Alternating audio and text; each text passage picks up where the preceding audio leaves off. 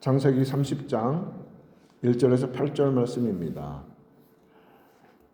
레아와 라헬 이 두 자매는 일주일 간격으로 야곱의 아내들이 되었습니다. 야곱과 결혼하였습니다. 그러고 나서 이전과 즉 아버지인 라반의 그 스라에서 자매라는 이름으로 가지고 있었던 것과는 전혀 다른 삶의 단계로 두 사람이 들어가게 됩니다. 레아는 결혼 직후부터 계속해서 아들을 낳았습니다. 그렇게 유다까지 4명의 아들을 연속으로 낳았습니다. 임신과 출산 주기를 우리가 염두에 둔다면 거의 4년 동안 레아는 계속 자녀를 낳았던 것이죠. 그동안 라헬은 자녀가 없었습니다. 그로 인한 라헬의 마음이 30장 1절에 그대로 나타나게 됩니다.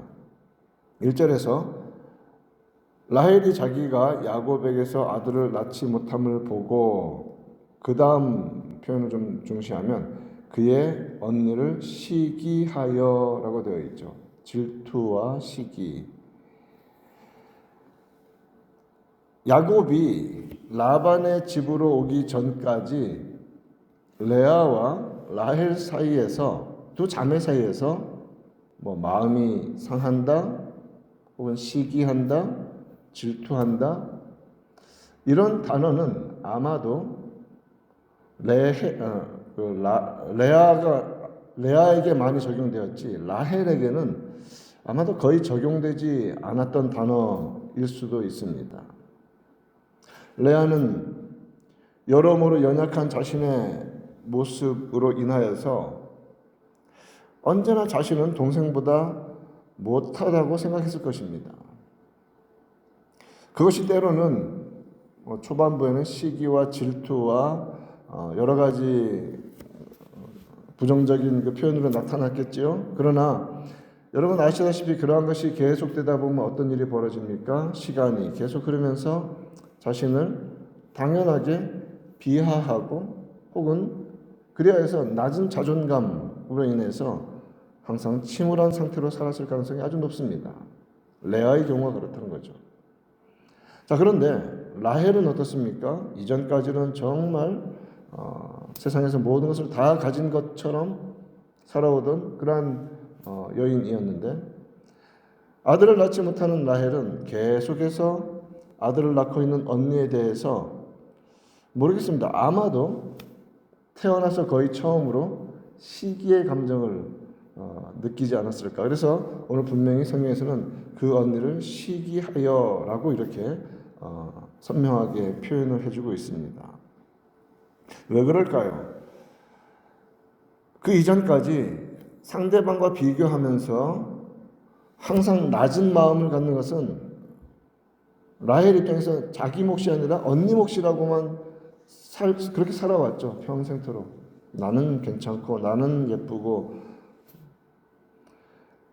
그것은 언제나 레아의 몫이다. 그러므로 이제 라헬은 자녀를 낳지 못하는 이 상태에서 언니는 계속해서 자녀를 낳으면서 어떤 생각을 하냐면 남에게 당연히 풍성하고 넘치는 것들 이제 반대가 되었죠.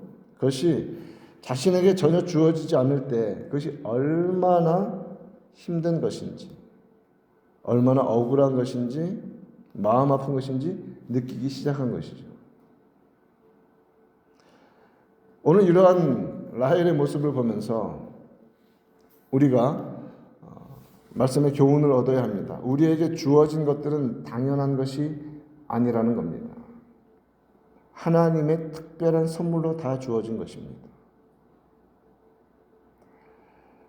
어느 하나도 우리가 자격이 있어서 받은 것이 아니라는 거죠. 라헬도 그렇지 않습니까? 태어나 보니 그냥 동생이지만 언니보다 더 이쁘고 선천적인 하나님의 선물이었던 것인데 자기 것이라고 착각을 하니까 이러한 태도가 나오는 것입니다.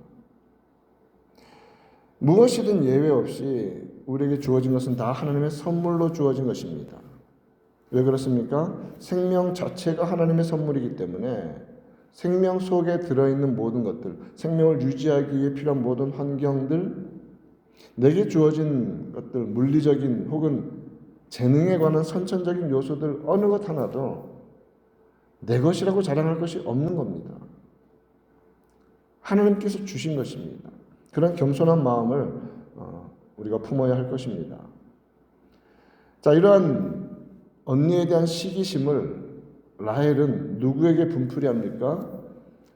1절에서 계속해서 말하죠. 언니를 시기하여 야곱에게 이르되 내게 자식을 낳게 하라. 그렇지 아니하면 내가 죽겠노라. 이러한 열등 의식을 가질 필요는 없지만 이러한 우열의 관계로 자신이 열등하다는 생각을 생전 처음 느끼는 사람이 얼마나 그릇된 반응으로 갈 수 있는지가 이 단어들 하나하나 보면 알 수 있지 않습니까? 내가 죽겠노라. 사실 30장인데 29장 30절 보면 레아를 아내로 맞이하고 7일 후에 라헬을 또 맞이한 장면이 나오죠. 야곱이 또한 라헬에게로 들어갔고 7일 후입니다. 그가 레아보다 라헬을 더 사랑하여 이렇게 되어 있습니다. 다시 7년 동안 라반을 섬겼더라. 사실 자식을 낳으면 라헬이 훨씬 더 많이 낳아야 정상인 거죠. 훨씬 더 사랑을 받는 아내였으니까. 그렇기 때문에 라헬이 자식을 낳지 못한 것은 사람이나 상황을 탓할 수 있는 것이 아니었다는 것이 너무나 분명합니다. 누구나 다 알고 있는 사실입니다. 그럼에도 불구하고 라헬은 야곱에게 자식을 낳게 하라고 윽박지릅니다. 그러자 2절에서 야곱이 라헬에게 성을 내어 이르되 이렇게 말합니다. 그대를 임신하지 못하게 하시는 이는 하나님이시니 내가 하나님을 대신하겠느냐. 야곱과 라헬의 관계에서 정말 어색한 단어가 등장하죠. 성을 내었다, 화를 내었다, 분노를 발했다. 야곱이 라헬에 대해서 가지고 있는 선호도, 그리고 좋은 감정들, 성경은 일관적으로 어떻게 표현했습니까? 더 사랑하였다, 더 좋아했다, 이런 것뿐이었습니다. 자, 그런데 야곱이 왜 이런 태도를 보입니까? 생명의 주권에 대해서 라헬이 선을 넘는 태도와 말과 불신앙을 가지고 있습니다. 그런 태도를 보일 때 야곱은 화를 내었던 것입니다. 왜요? 하나님이 주셔야만 받을 수 있는 것이 생명이라는 것을 야곱은 분명히 알고 있기 때문에 그렇습니다. 생명의 주권은 오직 하나님께만 있다는 것을 그는 고백하기 때문에 그렇습니다. 야곱의 어머니인 리브가는 결혼하고서 20년이나 임신을 하지 못했었습니다. 그래서 25장 21절에서 이삭이 그의 아내가 임신하지 못함으로 그를 위하여 여호와께 간구하매 여호와께서 그의 간구를 들으셨으므로 그의 아내 리브가가 임신하였더니 이렇게 되어 있습니다. 지금 아브라함, 이삭, 야곱 계속해서 이 자녀를 갖는 것에 대해서 계속해서 집중되어서 여러 가지 측면에서 성경은 진행해 주고 있습니다. 자, 이삭이 자녀를 얻기 위해서 하나님께 기도한 것, 야곱이 자신에게 아들을 낳게 하라고 윽박지른 거 보면 거의 멱살을 잡은 느낌이 드는데, 윽박지르고 있는 죽겠다고 하는 이 라헬을 향해서 성을 내는 것. 이 공통적인 중심이 무엇입니까? 생명이 하나님의 권한에 있다는 믿음입니다. 생명은 하나님께 속한 것입니다. 그러므로 이삭은 하나님께서 생명 주시기를 위해서 기도했고, 야곱은 생명의 주권을 가지신 하나님의 자리까지 함부로 논하고 자기에게 생명을 요구하는 라헬에게 성을 내었던 것입니다. 그러자 라헬은 아브라함의 아내 사라가 사용했던 방법을 반복합니다. 사라가 하갈을 통해서 아들을 얻으려 했던 것처럼 라헬은 자신의 몸종인 빌하에게 야곱의 아들을 낳게 하여서 그 아들들을 자신의 아들로 삼으려 했습니다. 종의 자식은 주인의 소유이기 때문에 그렇습니다. 빌하는 단과 납달리를 이어서 낳았습니다. 그러자 8절에서 납달리를 낳은 다음에 내가 언니와 크게 경쟁하여 이겼다. 라헬의 마음에는 언제나 언니를 이겨야 한다는 이 강박관념이 항상 있는 겁니다. 그게 당연하다고만 생각하는 거예요. 뭐 축복하거나 뭐 그런 마음이 없죠. 계속해서 경쟁심만 있습니다. 경쟁하여 이겼다라고 말합니다. 그것으로 라헬은 어느 정도의 만족감을 얻은 것이죠. 말씀을 맺으면서 야곱이라는 한 사람에게 하나님의 섭리 가운데 자매인 레아와 라헬이 두 아내가 되는 이런 일이 벌어졌죠.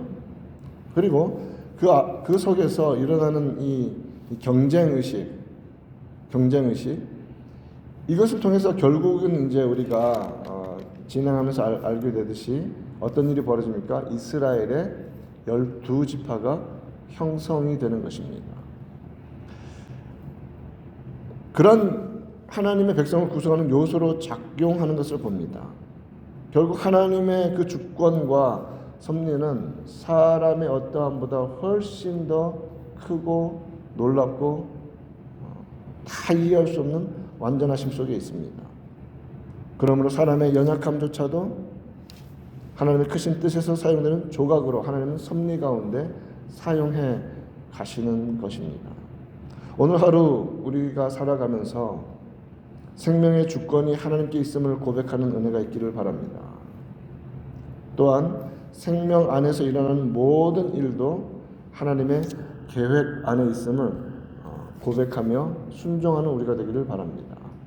그러므로 모든 순간순간 겸손히 말씀을 마음에 새기며 하나님을 높이며 살아가는 은혜의 하루가 되기를 우리 구주 예수님의 이름으로 축원드립니다.